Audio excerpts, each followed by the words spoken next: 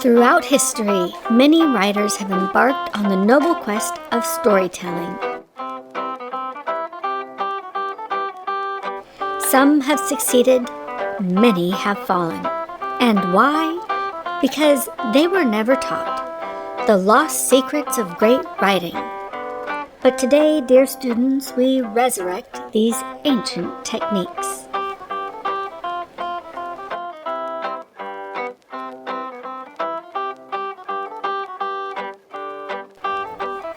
Chapter 1. The curious case of the first chapter written last. In the days of old, many scribes believed they must write the first chapter first. But the truly wise knew better. The opening should not be penned until the book is nearly complete, when the author understands the tale in full. But why is this? Dear scribe, you are attempting to introduce a story you have yet to fully discover. The moral of the story?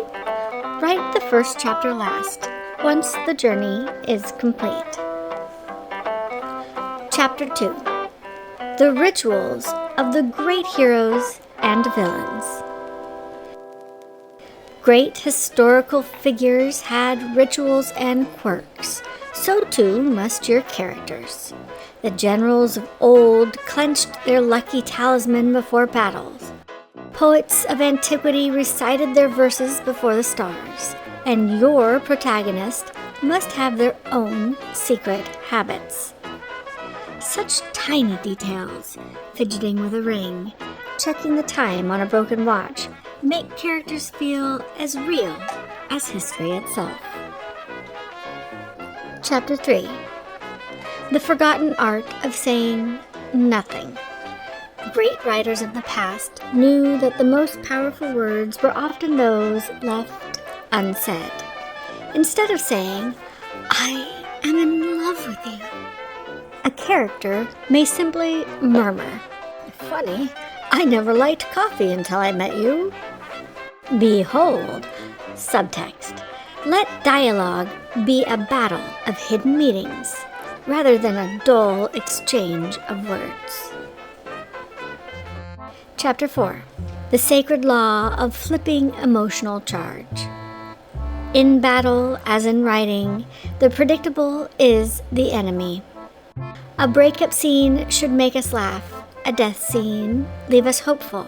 A truly skilled writer flips the emotional charge, catching the readers unawares. "Ah, you fought well, my friend. Perhaps we shall drink together in the afterlife." By defying expectations, the writer leaves a lasting impression, one that lingers in the reader's mind long after the final page. Chapter 5. The brutal art of writing a 1-star review for your own work. The dreaded critic. But the greatest writers did not fear them. They became their own worst critics first. Before publishing, they wrote a harsh 1-star review for their own book, exposing its flaws before the world could. "My book is too slow. My characters lack depth. Heavens, what have I done?"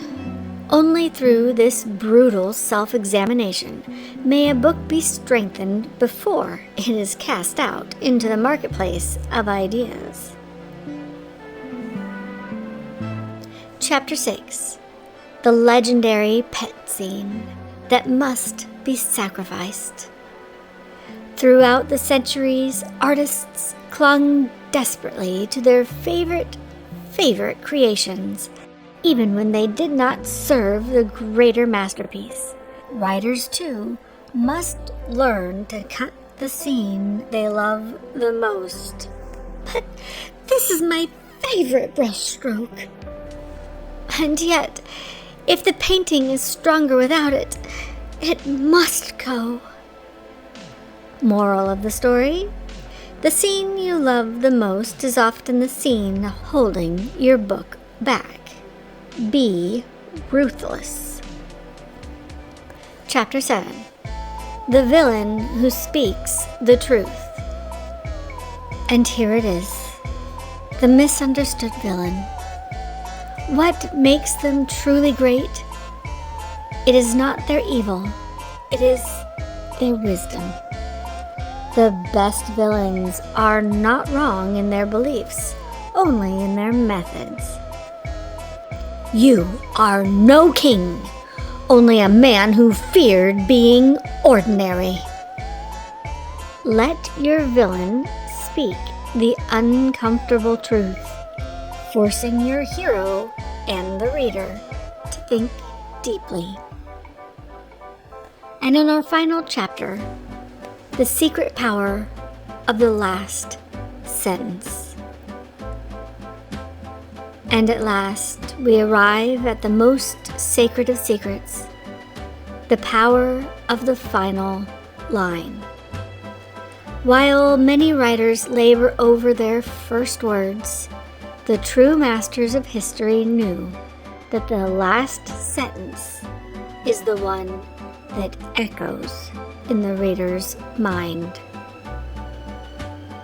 And so, my story begins again.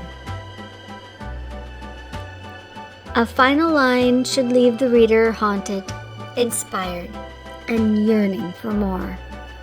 A perfect ending is not simply a conclusion, but an invitation to reflect.